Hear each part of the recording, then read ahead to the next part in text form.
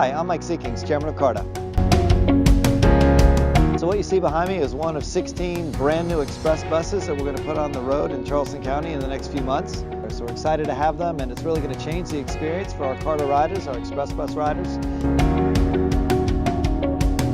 What our express fleet does is it gets people from where they live to their workplace, and it is really sort of at the core of our service early in the morning to the late afternoon. Getting people back and forward to work is an important and core mission of CARTA.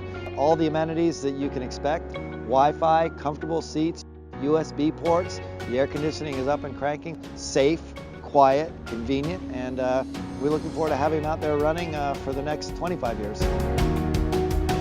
The more people we put on these buses, the less people are on the road. It really helps in the whole scheme of transit in our low country area to make the commuting better for everybody, to give people that opportunity to succeed without having to rely on their car, to know when the bus is coming through the transit app, to get on, to get taken as directly as you possibly can through an express route, and the same thing when you go home. Express buses serve a really important function and purpose in the CARTA scheme, and so it's going to be a great experience for our riders. Welcome to our new express bus.